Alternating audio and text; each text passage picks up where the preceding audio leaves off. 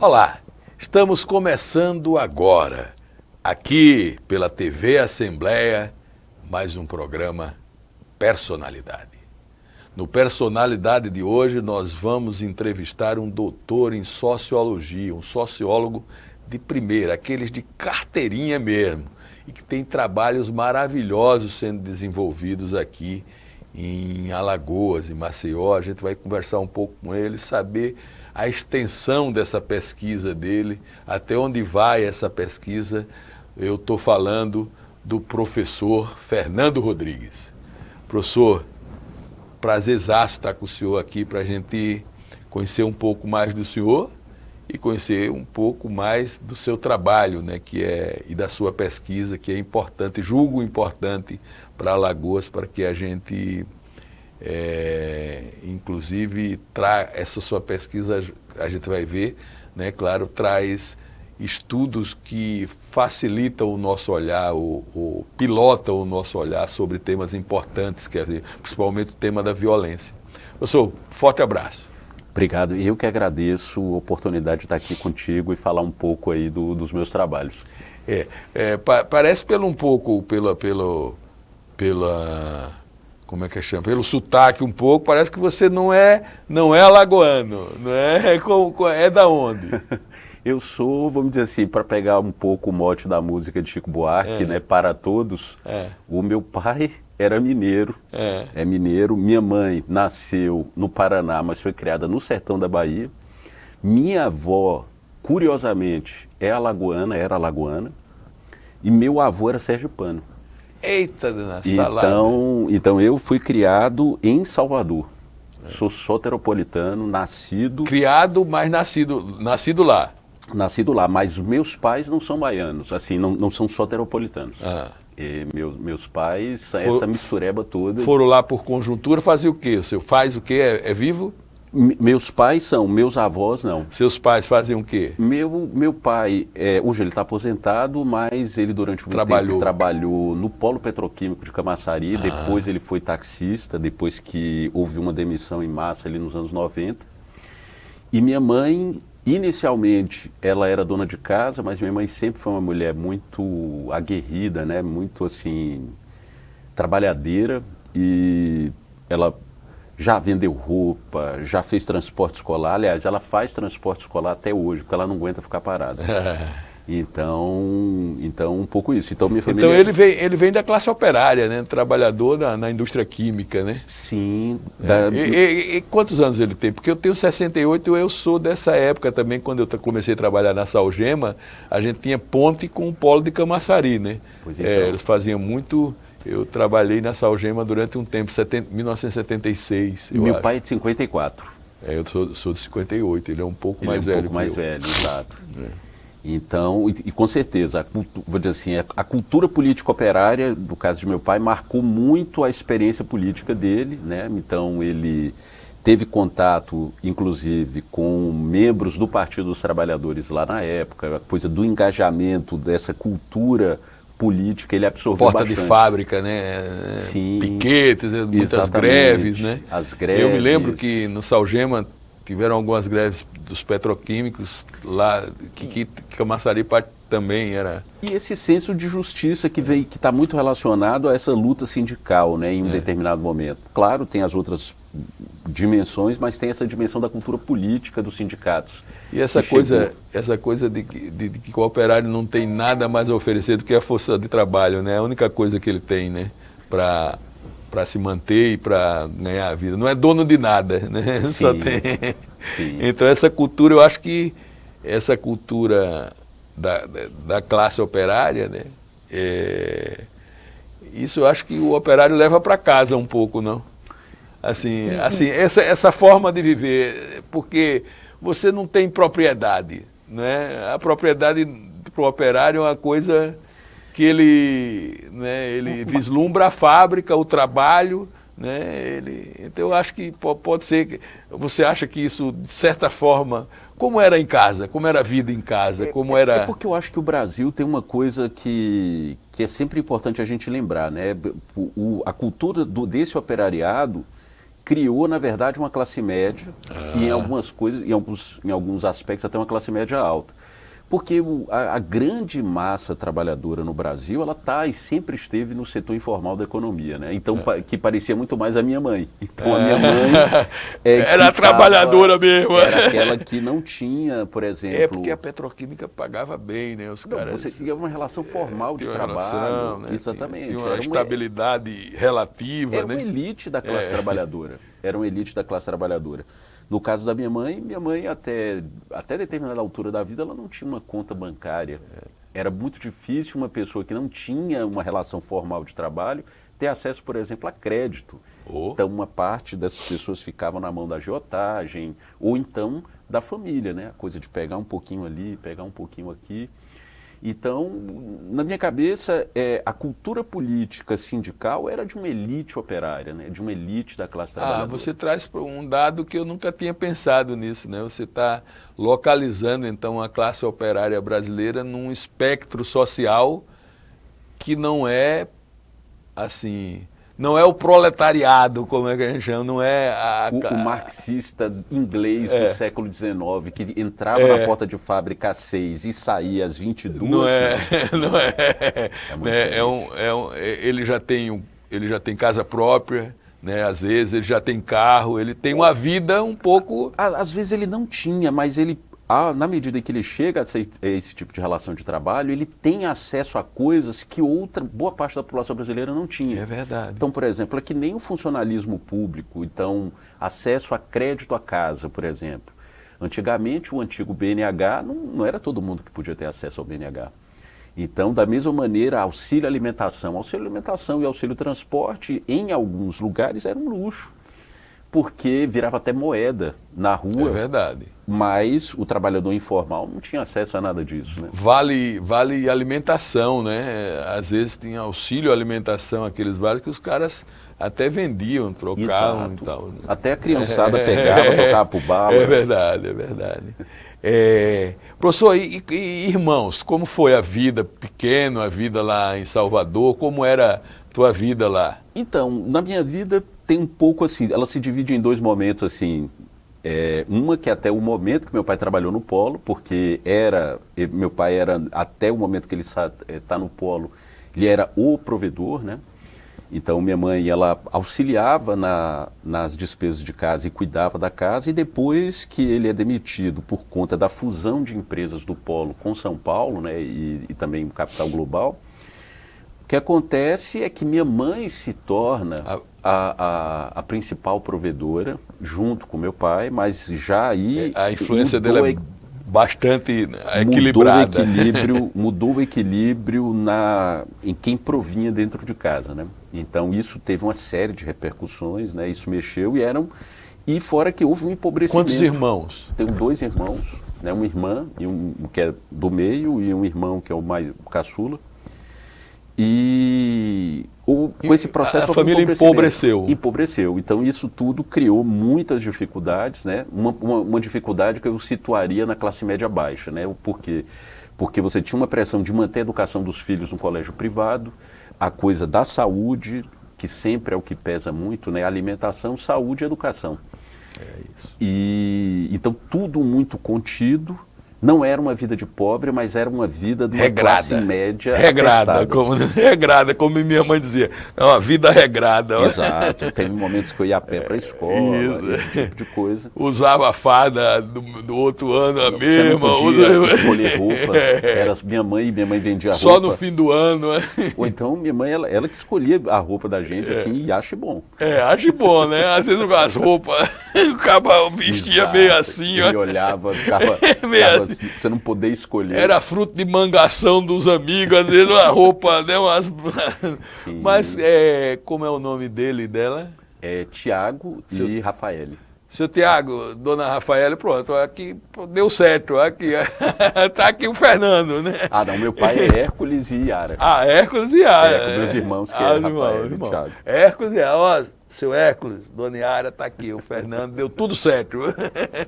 Enfrentamos a dificuldade, mas tá aqui o cabra, doutor, Meu filho adotou, como não tem essa história, né? Meu filho adotou. Ainda tem um detalhe nessa história, né? Porque apesar da dificuldade, eu fui fazer graduação na Faculdade de Direito da Federal da Bahia. Olha.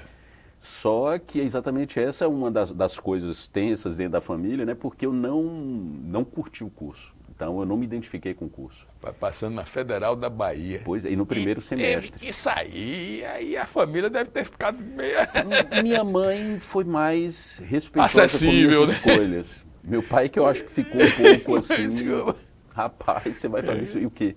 Sair para sociologia. Olha, imagine que coisa. Isso dá dinheiro, cara? A primeira pergunta que o cara faz, né? O pai futuro. Que vive... Isso tem futuro? Isso o cara ganha quanto sendo isso? Pois não, é. Pai, eu vou ser professor. Professor, meu filho? Na minha cabeça sempre foi ser pesquisador, né? Professor é uma posição que eu acho absolutamente... Eu tenho orgulho de ser professor e tudo, mas sempre a ideia era, assim, ser pesquisador. Então, o que sempre me despertou, que me encantou na sociologia era a pesquisa. A coisa da descoberta, de você... Porque eu nunca via a pesquisa como um lugar das elites. Eu sempre tive um olhar de assim, é preciso que a gente descubra coisas para a gente poder falar para as pessoas das novidades que a gente está discutindo e descobrindo.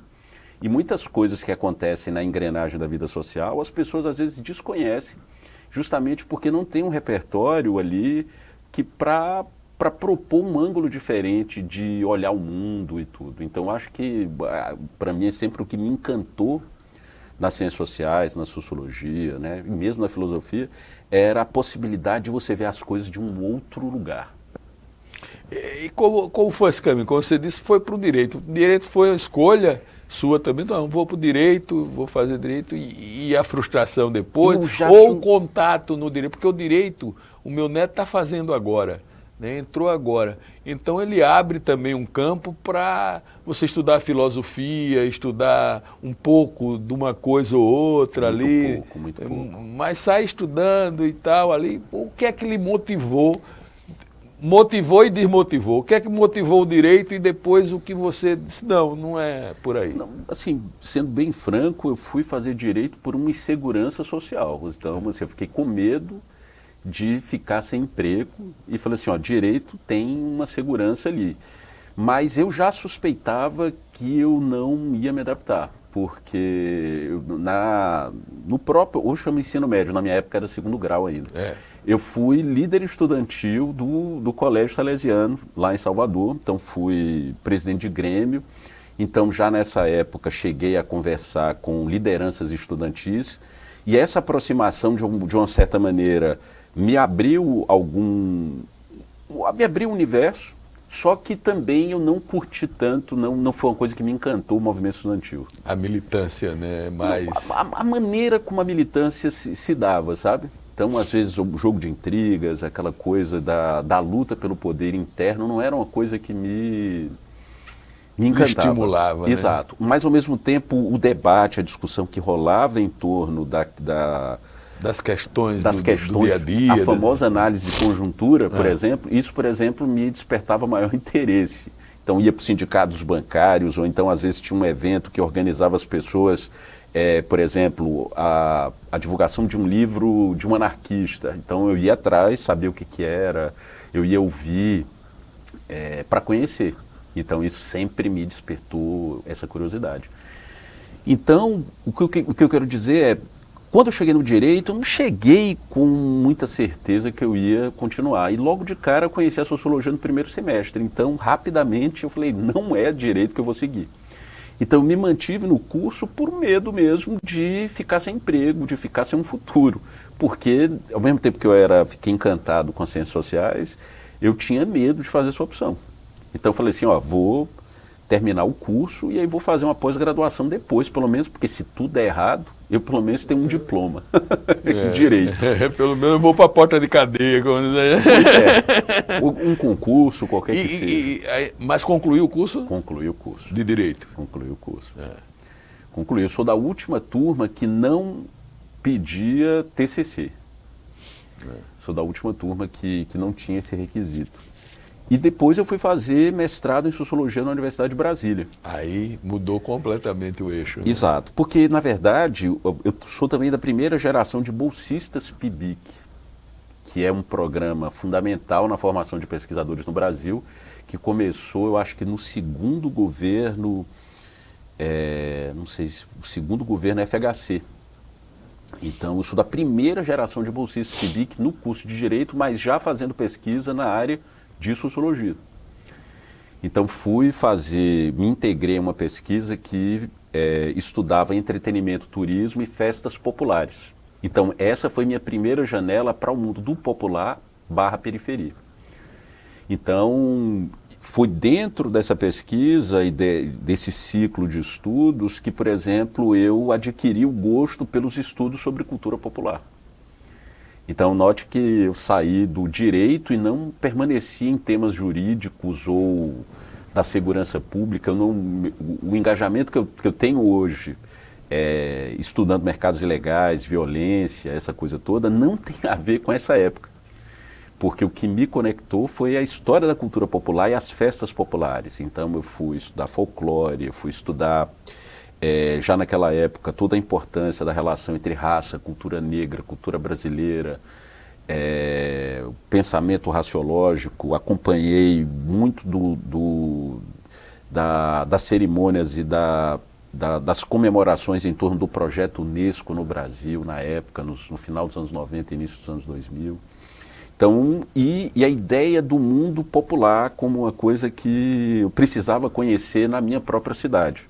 Porque como eu não era um soteropolitano de pais e de avós que moravam lá, então uma parte da cidade era uma descoberta para mim também. Então, e é nesse processo então que eu vou estudar música baiana. E a pergunta que me fazia era uma pergunta existencial, né? Por que é tão, isso me intrigava, por que é tão importante para os soteropolitanos serem baianos?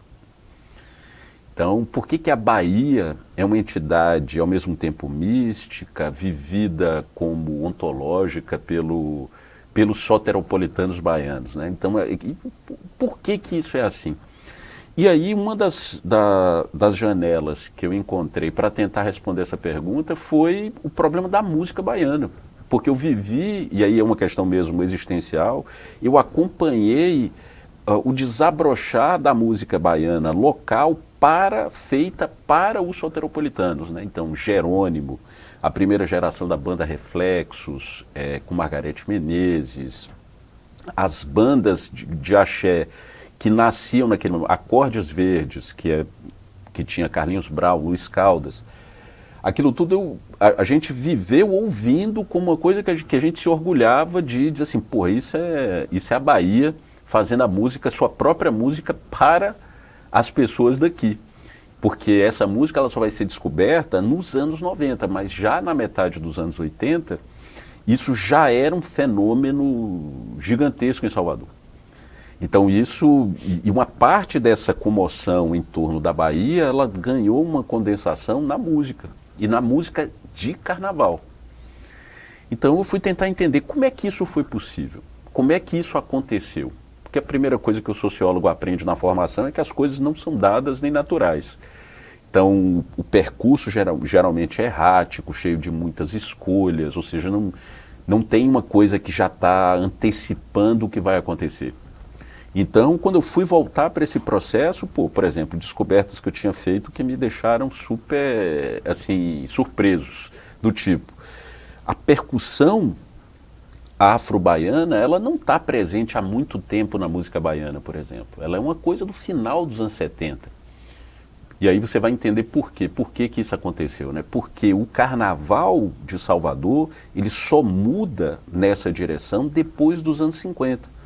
Antes dos anos 50, o que é que você tinha? Você tinha desfiles de carros alegóricos como principal elemento do carnaval, e depois é que vinham outras manifestações consideradas inferiores dos grupos oriundos de classes, mesmo média ou baixa, preto-mestiças. Então, esses grupos que vinham depois eram que faziam as batucadas. Só que as batucadas eram isoladas e vistas como inferiores. quando você surgiu ali nos anos 10 e nos anos 20, né, um tipo de bloco que tinha um enraizamento em terreiros de candomblé e que queria subverter a lógica do carro alegórico, trazendo temas africanos como cultura egípcia, cultura senegalesa e tudo, isso ainda nos anos 10 e 20 em Salvador, as elites se insurgiram e bloquearam essa possibilidade no carnaval da cidade. Então, o carnaval ele ficou bloqueado para esses setores pretos mestiços e a cultura que vinha dos terreiros de candomblé, ela ficou represada no mundo religioso. Ela não migrou para o mundo da diversão do entretenimento, como aconteceu, por exemplo, no Rio de Janeiro, onde houve uma simbiose entre a grande sociedade, a pequena sociedade, que no diálogo com a cultura artística, né, do teatro operístico, do Teatro Municipal do Rio, a cultura operística dialogou com a cultura popular e que deu na escola de samba. Isso deu pelo entretenimento, pelo mercado de diversão no Rio de Janeiro. No caso da Bahia, não. Isso ficou represado no mundo religioso e o mundo dessa cultura popular negro-mestiça, ela, na verdade, ganhou um protagonismo no mundo religioso, mas não no da diversão. Tanto é que as mães de santo tiveram um protagonismo político como representantes para liberar a repressão, né, do Estado brasileiro, né, no caso de Mãe Senhora, Mãe Aninha e tantas mulheres importantes do candomblé em Salvador, mas não uma manifestação da diversão carnavalesca como aconteceu no Rio de Janeiro. Isso só vai acontecer quando? Quando Dodô e Osmar fazem um trio elétrico onde subvertem a possibilidade de tocar música como existia até então e você traz a música do frevo que era pernambucana. Então, os pontos de referência do carnaval... Frevo que é pernambucano... Baiano. E se eu não me engano, essa é a música feita por um alagoano, né? Eu acho, eu posso estar equivocado, mas eu acho que é Carlos Moura. O Carlos Frevo, Moura. que é pernambucano, sofreu ao chegar na Bahia. O toque só tá aqui baiano. É isso. Sabia que era do Carlinhos isso, não? Pois Meu amigo, Carlinhos. Então, nessa virada, ou seja, você... Quando o Dodô chega, que aí... Mas a mudança não é na música, a mudança é na técnica, é na maneira de ocupar o espaço. Então você borra as fronteiras sociais porque você acaba com o préstito e o carro alegórico que tocava a área de Verdi. E aí você borra a fronteira e bota uma multidão correndo atrás de um som ambulante. Só que a percussão ainda, a música não era a música feita nos terreiros e no mundo, grande mundo popular de Salvador, que tem uma tradição de samba muito antiga. Só que esse samba sempre foi um samba feito para curtir nas festas privadas, íntimas ou dos bairros populares. Ele nunca samba de roda, o samba do recôncavo. Exatamente, samba de roda, as 7 cordas, aquilo que tem no recôncavo. Levanta a saia mulata, não deixa a saia molhar, que a saia custou dinheiro e dinheiro custou ganhar, né? Tem uma coisa assim. Exatamente. Que é a coisa mais das internas, né? Das festas, dos festejos. E das festas de família, seja a família menor, a família extensa e tal, a família de terreiro, né? Então, por exemplo, nas festas de Exu, sempre depois das cerimônias tem que ter uma cervejinha com um samba. Mas isso não era vendido como festa paga ou um entretenimento para um público anônimo, por exemplo.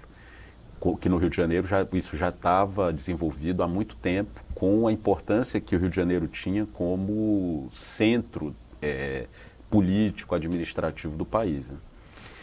Então, né, nesse processo, o que acontece? O carnaval, ele muda, você tem, o frevo é a linguagem do carnaval popular em Salvador, só que o que torna popular o frevo é o trio elétrico.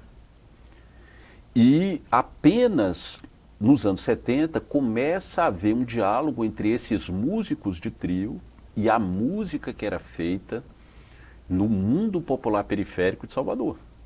Então, não é uma coisa automática. Então isso é um longo processo onde você tem idas e vindas, e o motivo não é apenas a elite, obviamente teve um papel no embarreiramento disso, mas não foi apenas a elite, vamos dizer assim, branca, dos bairros nobres de Salvador, foi também as elites religiosas dos terreiros que não permitiam que essa música fosse para o mundo da diversão. Você tinha um controle também rígido do que os tocadores podiam fazer fora do terreiro, né? A depender da vertente Angola, Jeje ou o Queto, né? Você tinha o que é o Xincarongome, o Untó e o Alabê, os tocadores. Os tocadores dentro das cortes do terreiro de Candomblé dificilmente ia pegar aquela célula rítmica e levar para o carnaval. Geralmente quem fez isso era o cara que estava na periferia da festa, olhava, assim, copiava e ia adaptar para misturar na música, que estava sendo feita fora. Então começa a surgir coisas que ficam famosas, por exemplo, o frevoché com o Armandinho, que já é numa linguagem de trio elétrico.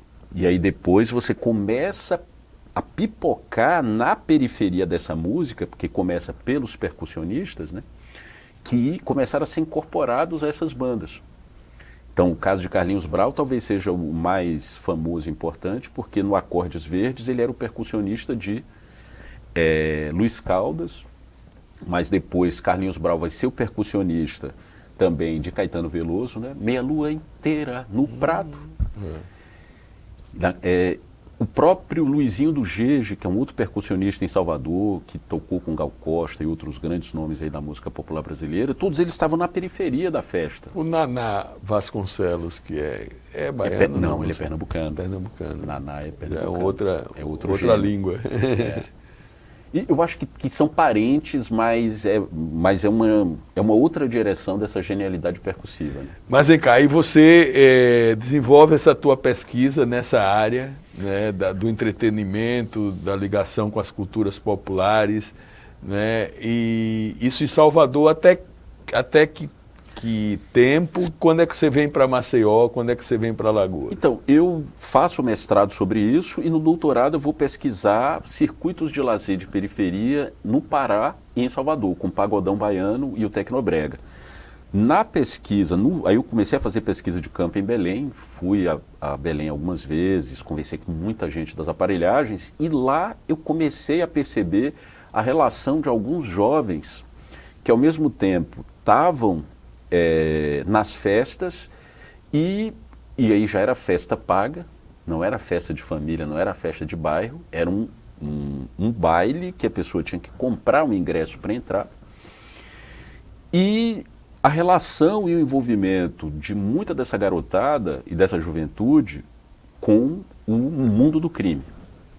Então, às vezes o cara estava na correria do tráfico, vendendo peteca de maconha, ou peteca de cocaína, né, a bala da maconha, e nesse fazia o corre, fazia o seu ganho diário, no final de semana o cara, ele ia gastar na festa. Ele também comprava, às vezes, o serviço de um DJ para fazer uma música para o grupo deles, então, que eram os fã-clubes que tinham. Então isso começou a me despertar para a relação entre mundo do crime como um lugar que produzia renda para uma parte dessa garotada frequentar a diversão. Então esse foi meu primeiro estalo para olhar para o mundo, do crime. E aí, quando eu passei no concurso aqui na UFAL, foi exatamente quando eu estava terminando meu doutorado. E aí, é normal acontecer isso, né? Eu fui procurar aqui o que eu estava pesquisando. Isso foi em quando? Foi em 2009. 2009. E aí, ao chegar aqui, eu fui procurar as coisas que eu estava estudando. E o que é que eu encontrei? Encontrei as discotecas de reggae, o reggae feito por DJs. E aí andei muito por aqui. Naquela época cheguei a pegar até aquela casa Chamego do Povo aberta ainda. Foi o ano que eu cheguei, foi no que ela fechou. Mas eu ainda peguei uma batalha de DJs. Marcelo Pedra, DJ Nenê Roots, Tchupá, que são nomes mega conhecidos nas periferias de Maceió. E eu ainda peguei uma gravação de DVD, Batalha de DJs, lembro como hoje. E aí você também percebia as tensões que tinham no mundo do crime que apareciam nas festas, né? Então tinha a galera que descia do Jacintinho, que não podia encontrar com determinado grupo do Reginaldo. E isso foi aguçando a minha percepção para a importância disso, não apenas como um fenômeno criminal, mas como um fenômeno econômico, um fenômeno político, que organizavam as pessoas e que produziam tanto luta por sobrevivência, né? Ou seja, ganhar uma grana, como também uma maneira de fazer política a partir do envolvimento no comércio ilegal, né? Então, a coisa das gangues, das galeras, as famílias, né, que também atuavam, e o controle do território. Então, as disputas, os assassinatos que aconteciam em decorrência disso, as disputas por biqueira. E foi nesse processo que, então, eu fiz uma solicitação à época ao juiz, que hoje é desembargador, doutor Fernando Tourim, para adentrar o sistema socioeducativo. E aí comecei uma pesquisa de 8 anos, e espero publicar o livro esse ano. E teve vários frutos nessa pesquisa, e foi aí que eu descobri por dentro a chegada das facções. E aí tem coisas publicadas sobre isso já. E foi por dentro da participação da juventude no mundo do crime que eu acessei a chegada das facções. Nesse mesmo contexto da pesquisa do socioeducativo, eu passei a ter um incômodo existencial, que era a maneira como essa garotada, esses jovens, chegavam nas unidades do socioeducativo, né? A gente aplicou questionários e tudo, e às vezes o camarada chegava sem saber ler e escrever absolutamente nada, vinha de uma origem social muito precária, muito pobre. Nem todos tinham essa origem social muito pobre, mas uma parte importante tinha. Então isso me despertou para uma iniciativa de fazer um projeto de extensão na universidade, que era o de apoio ao letramento de crianças na periferia. A gente começou com uma parceria na Grota da Alegria. A gente ficou, eu acho que quase 3 anos na Grota da Alegria. E depois a gente fez uma parceria, que dura até hoje, com o líder comunitário Murilo Lourenço, que é líder da Associação de Moradores do Complexo de Grotas da Santa Helena. Então, todos os sábados a gente está na Santa Helena fazendo o trabalho de apoio ao letramento com crianças. E também no percurso dessa pesquisa do socioeducativo foi que eu conheci a Ari Consciência. Na verdade, a Ari eu conheci em 2 momentos. Num primeiro momento, na pesquisa do reggae. Então, eu encontrei ele na rádio da UFAL. A gente fiz uma longa entrevista com ele, né? Fiquei encantado assim, com a capacidade que ele tinha de lembrar das coisas, de narrar detalhes dessa história da cultura periférica. E depois fui encontrar ele dentro do socioeducativo, ele como educador social dentro do sistema socioeducativo. Então, isso acabou reforçando uma amizade, porque a gente passou a conversar, a trocar ideia. E de lá para cá, a gente passou a pensar junto uma série de coisas. Um dos resultados dessa parceria, a gente publicou recentemente, o ano passado, na Bienal, um artigo sobre as origens periféricas do reggae.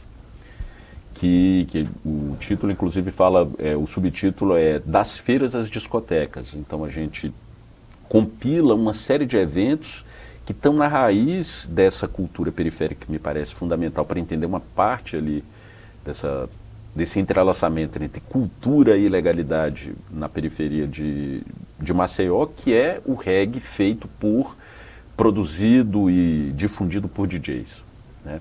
Então isso foi o acesso ao mundo do ilegal. Então uma série de coisas foram publicadas a esse respeito, e aí a partir daí eu passei a me dedicar mais aos mercados ilegais e menos à cultura periférica. Então aí eu fui para dentro para entender as dinâmicas econômicas e políticas do crime. E o que é que se pode aprender disso, se é que a gente pode falar isso com o tempo que nós temos aqui, né? Mas os motores principais, como é que se dá esse mercado ilegal, essa questão da vinda das facções, o crescimento disso, porque o crime, na minha época, eu sou um cara de 68 anos, então o ladrão que a gente conhecia era o cara que pulava o muro, assaltava bujão e calcinha e galinha, né, como diz a história, e saía pulando nas casas, pega o ladrão, pega o ladrão. Era o crime que a gente conhecia, e o crime, aquele de mando ou de honra, né, que o cara tirava, não existia esse. E é bem próximo, né, 68 anos, é bem próximo, mas o crime toma uma proporção e uma organização, né, que é assustador, né? E você, como pesquisador dessa área, o que é que você aprendeu, depreendeu ou avalia sobre isso? Quais foram os caminhos e quais são os caminhos? O que é que a gente pode, né, apreender disso até para enfrentar e resolver, tentar minimizar. Resolver é difícil, mas... É complexo, porque o tema do crime, inicialmente, eu estava interessado na produção das agressividades dos garotos que se envolviam no crime. E depois apareceu o tema das facções por imposição da pesquisa de campo que a gente estava fazendo. Estava chegando no sistema prisional e no sistema socioeducativo.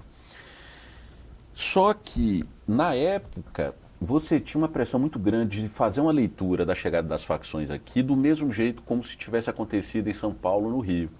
E sempre foi uma coisa que, na própria pesquisa, não era algo que fazia sentido. Então, eu tinha que entender um pouco da história do crime aqui para entender de que maneira chegaram as facções aqui, as facções nacionais. E aí foi que eu me atentei para o fato da importância de uma outra lógica criminal anterior, que além dessa que você está mencionando, mas você tinha todo o episódio que ganha um destaque muito grande nesse período em Maceió, na passagem dos anos 90 para os anos 2000, que é a gangue fardada. Então a gangue fardada, ela emblematiza uma outra coisa, que é o quê? Era a importância de fraternidades policiais de baixa patente na organização desses mercados que depois vieram a ser divididos com facções. Então mesmo coisas como tráfico, a produção de maconha, armas, estavam nas mãos, roubo de cargas, que produziu uma parte de uma elite que veio no setor atacadista. Era esse o mundo criminal que a gente tinha antes da chegada das facções. E aí você tem uma série de mudanças aí, que aí eu acho que teria que ser com mais detalhamento para falar sobre isso, que as facções começam a se associar, as facções nacionais, que tem no sistema prisional um dos seus veios de difusão, mas não só. E isso passou a chegar nas periferias com uma nova forma de organização política e comercial. Ou seja, tanto virou uma maneira de fazer carreira, fazer a vida, ainda que essa carreira fosse muito curta, mas era um horizonte novo que aparecia. Pô, vou ganhar muito mais dinheiro aqui do que acolá, mesmo que isso às vezes envolva... risco, né? Às vezes não, né? A maioria das vezes envolvesse morrer cedo. E isso passou a dividir espaço de grupos policiais que também estavam no mundo criminal. Então, essa tensão, eu acho que ela marca a vida das periferias em Maceió, e ela está na raiz da instabilidade aí política nas periferias, que tem produzido homicídios numa escala assombrosa. Mesmo hoje, quando a gente conhece um declínio das taxas de homicídio, Alagoas e Maceió não consegue baixar as taxas para baixo de 30 por mil, que é considerado uma taxa ainda muito, muito elevada. Então, por que não baixa? É uma pergunta que eu sempre me fiz, né? Por que os patamares são tão altos em Alagoas, ainda que seja no Nordeste, mas essa história de um elevado patamar de homicídio, ele é muito antiga aqui. Então ela está lá desde o final dos anos 70, dos anos 80. E isso tem muito a ver com essa instabilidade que está relacionada ao papel desses atores nesse mundo. Ou seja, você não tem um domínio único de um único grupo, né? Você não tem um monopólio, você não tem uma grande concentração do poder armado, ele está muito difuso, você tem múltiplos polos de poder. E isso está na raiz da elevada violência armada que a gente conhece em Alagoas e Maceió. Mas, assim, como as facções, elas chegam por associação a esses grupos que já existiam, elas se associam? Como é que se dá o negócio em si? Então, o negócio, uma parte dele se deu pela expansão do controle das cadeias de valor dessas economias ilegais, ou seja, a maconha, a cocaína, desde a produção, passando pelo transporte até a chegada final, na medida em que as prisões se tornam os vetores de conexão entre grupos. Então, dentro a cadeia no Brasil, ela ainda é um hub de negócios. Então, o sujeito ele precisa de um serviço, um camarada que faz explosivos, ou um cara que é especialista em lavagem de dinheiro, alguém que é especialista na abordagem. Então, às vezes, você tem uma integração de diferentes grupos, ou um que é especialista em transporte, sabe bem como navegar os caminhos, fugir da vigilância policial e controle logístico, né? Saber quando é bom passar de ônibus, quando é bom passar de rio, quando é bom passar de avião. E o controle disso se deu na articulação de grupos que estavam nas prisões. Então, a movimentação prisional, ela contribuiu muito para a aproximação de grupos diferentes dentro de uma mesma cadeia de valor. Então, o sistema prisional, ele favoreceu o aumento das conexões entre grupos que antes estavam mais isolados. E isso criou competição com esses outros grupos que já estavam mais enraizados, que antigamente eram os jagunços, que eram milícias, e que depois se torna uma parcela das corporações policiais. E aí você tem outros aspectos, porque a polícia ela também é múltipla, né? Então você tem o cara que aplica a lei, você que é o cara que fazia a justiça, e você tem uma parte que está no mundo do crime. Então, é incrível isso, porque de onde você espera proteção, né? E essa ligação é no Brasil todo, que você só é ver os filmes aí, né? Aqueles lá, como era do Wagner Moura, como era o nome? O Tropa de Elite. Tropa de Elite, você vê sempre, Cidade de né, Deus. e geralmente, né, isso, como você fala, as camadas mais inferiores da polícia que começam, mas isso atinge também o alto escalão. Na verdade, essa é uma relação que envolve também as elites, né? Porque, por exemplo, a história, não apenas em Alagoas, mas em todo o Brasil, o roubo de cargas, ela foi, durante muito tempo, está documentado publicamente aí nos jornais, a articulação do roubo de carga e do tráfico, ela era articulada entre, às vezes, integrantes de forças de segurança e lideranças políticas, né? Prefeitos de interior e tudo, daqui passando por Pernambuco, pela Bahia, pelo Piauí e também no Paraná e tudo mais. Não tem a articulação, a origem da riqueza, ela não é via legal. Então esse é um detalhe que a gente sempre tem que lembrar. Eu me lembro muito, eu garotão, assim, 18, não, menos, tinha um programa Flávio Cavalcante, não sei se você lembra. Então, nesse programa era domingo, fim de semana, não me lembro muito. Ia um delegado lá, né, combatendo as drogas e tal. Depois viu-se que esse cara, quando ia lá, que dizia, o caminhão chegou, na realidade ele estava dizendo onde é que estava a droga para facilitar o comércio. Esse cara foi preso, eu não me lembro o nome dele, mas foi um caso famoso esse. O cara estava todo domingo na televisão, dando o serviço, quantos droga tinha, ele tinha ali Sim, tem uma série também. Ele tinha uma forma de divulgar, né? E depois o cara foi preso. Tem uma série também no Amazonas, sobre o Amazonas, que era um âncora, um líder de um programa de auditório local, policial, que também incorre na mesma coisa. Depois ele é acusado e aí tem toda uma controvérsia em torno do fato de ele, na verdade, antecipar as operações policiais. Então, é um pouco disso. Então, assim, você passa você vai no sistema prisional, você vai no sistema socioeducativo. Minha esposa, inclusive, assistente social, fez o TCC dela na FEBEM, né? Antigamente tinha, FEBEM. Não sei se tem ainda. É um sistema socioeducativo, não tem mais a FEBEM. Não tem, né? Não, o nome FEBEM não. Era terrível, né? Então ela já navegou aí nesse...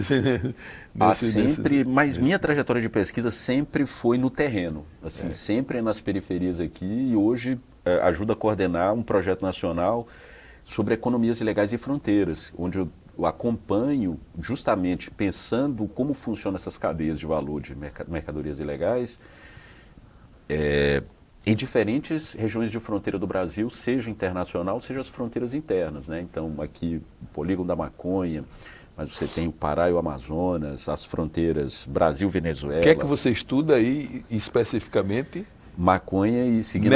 Mas nas regiões de fronteira, como é que elas... Como é que essas mercadorias, elas saem de um lugar, como é que elas são transportadas, como é que elas chegam, como é que os atores... E como é? Tem muitas maneiras. Como é? É num burrinho de carga? Pode ser também. Também, né? Pode ser também. Pode ser uma parte de avião, aí depois passa pelo rio, aí a depender do policiamento da Polícia Federal, a pessoa desembarca antes numa faixa do rio, faz o caminho a pé, embarca novamente depois do posto, aí depois que chega no porto, pode embarcar de lotação ou um táxi, pegar um ônibus e depois chegar num avião. Agora, a pergunta que sempre se pode fazer, né? E eu vou fazer aqui, mas nunca tem resposta. Assim, você é um cientista, né, social, consegue fazer esse trajeto todo. Como é que a inteligência policial não consegue e não consegue desbaratar, às vezes, por exemplo... qualquer cidadão, quando quer comprar droga, facilmente ele consegue, ele sabe onde contacta a pessoa, vai no traficante, vai na boca. Como é que a inteligência policial ela não consegue apalpar isso e desmontar? E é claro que, em tese, né, eu acho, já dou a resposta, que parte dela também... Mas não é só isso, tem a coisa dela estar envolvida, mas porque o fenômeno, politicamente, ele é complexo. Então, dá um exemplo. Aí que a gente volta sempre à conexão com as elites. Às vezes, aliás, muitas vezes acontece de policiais da inteligência ou investigador que quer aplicar a lei e ele quer ir atrás. Às vezes você tem elementos internos, porque isso vai atingir interesses políticos, múltiplos, que estão atravessando... E econômicos também, né? Totalmente. Então, às vezes, o policial, às vezes tem policiais interessados em ir lá fazer a repressão. E, ao mesmo tempo, você tem forças internas que dizem assim, olha, não mexe aí, porque aí como diz na minha terra, aí é barril. Então você tem é um jogo muito complexo de interesses que muitas vezes uma parte da inteligência ela conhece os fenômenos, agora uma coisa é você conhecer, agora como intervir, eu acho que ainda hoje depende de a gente ser capaz de ter um debate mais público sobre quais são as implicações disso nos diferentes setores sociais. Não basta apenas a gente defender assim, vamos reprimir. O que significa isso em vários contextos? Eu acho que a gente poderia ampliar a capacidade de discutir publicamente sobre isso para tomar decisões mais, vamos dizer assim, com maior consequência. Eu participei, professor, embrionariamente de um programa de governo aqui no governo Theo Vilela, o nosso querido Sérgio Moreira, né, era secretário, e trouxe para aqui, para discutir essa questão da violência, um camarada que tinha feito um sucesso, tenho até foto com ele, Antanas Mocos, né, que acho que foi na Colômbia, onde que ele foi prefeito, depois foi candidato a presidente, e ele mudou a face da Colômbia. Foi Colômbia. Qual é a capital da Colômbia? Bogotá. Bogotá, foi em Bogotá. Ou foi Medellín, não? Antanas Mocos, lembra dele? Não. Antanas Mocos. É um cara, veio aqui para o Movimento pela Paz e discutiu um pouco essa questão da violência, né, e as ações que diminuíram bastante. Eu acho que era Colômbia, não me lembro agora. Bom, eu não me lembro, mas o Antanas esteve aqui e chegou-se à conclusão nessa época da questão multifacetada, isso que você está dizendo, complexa, que a resolução. Passa por onde?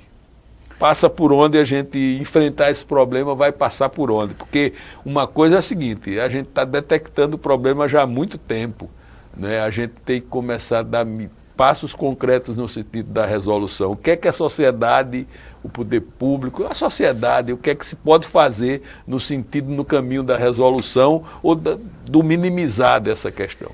Então, quando a gente faz essa pergunta, a gente diz assim, o que a gente quer resolver? Então, por exemplo, eu acho que o papel que nós temos prioritário é reduzir o conflito letal.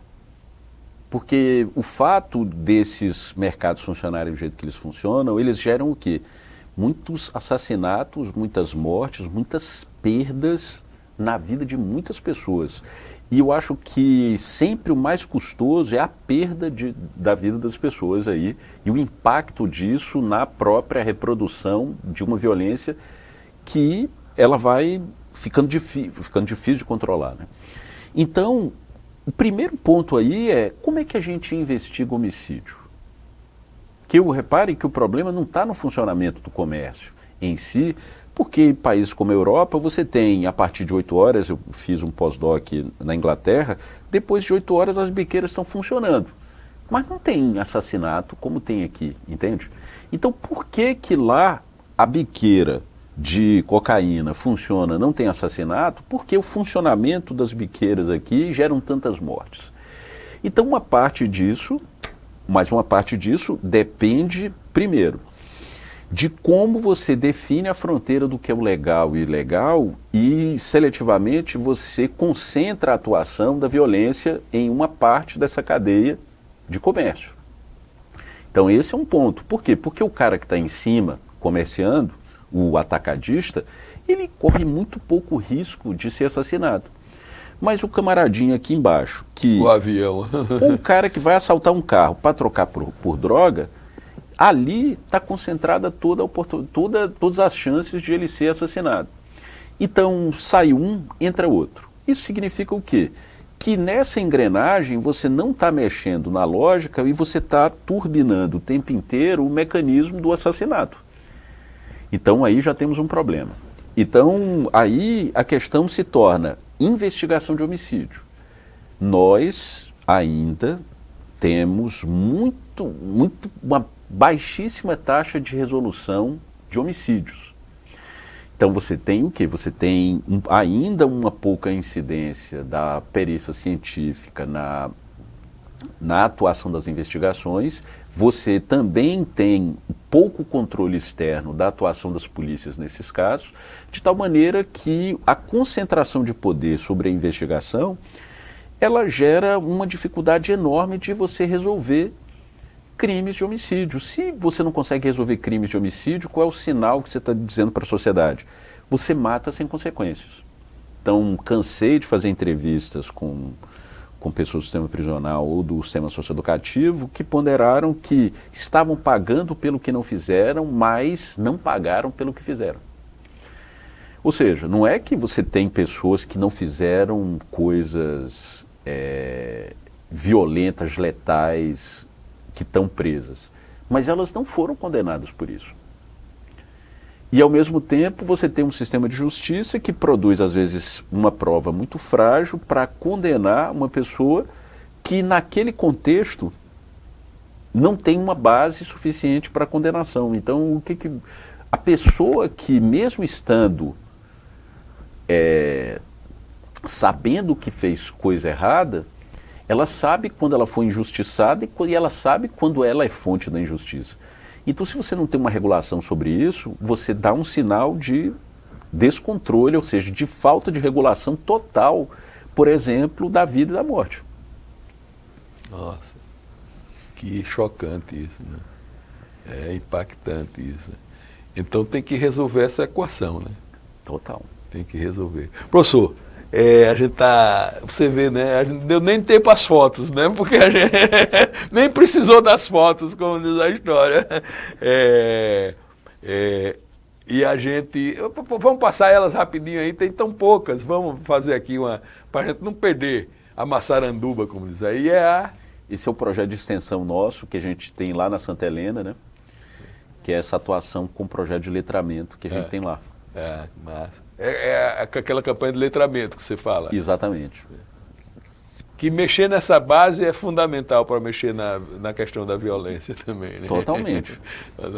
Aí isso aí é quando você entrou para o mundo do crime, você disse, antes da gente conversar, aí eu entrei para o mundo do crime, como é que eu entrou para o mundo? A foto está aparecendo, aquela 3x4 de delegacia.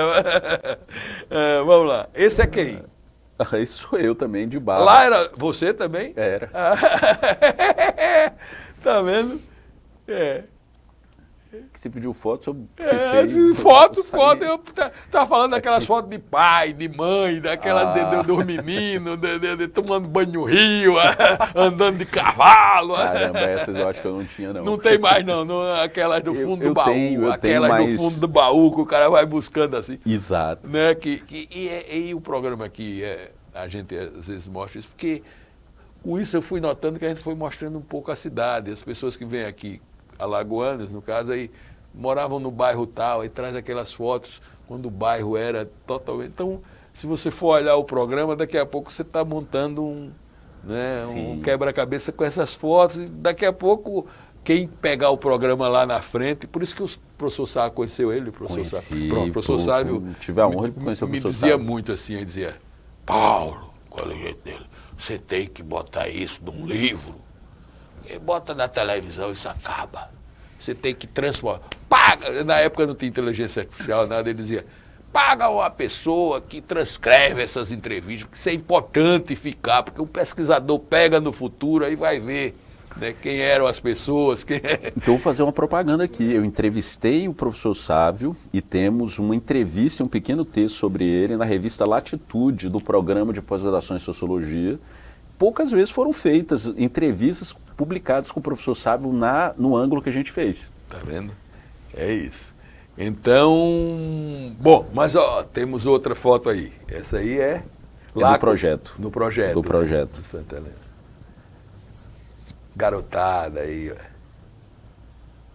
Complexo de Grotas. É lá, né? Exatamente, na Santa Helena. Que fica embaixo ali da antiga discoteca Scopes. Aí a equipe... Dá um prazer danado, não dá não? Exato, essa é a nossa equipe que atua no projeto. Olha lá, Ari está ali, Ari Consciência, Rodrigo, Vanessa, Murilo... Nesse estudo do reggae, você estudou essa galera toda em Oswaldo, Luana do reggae, essa galera toda...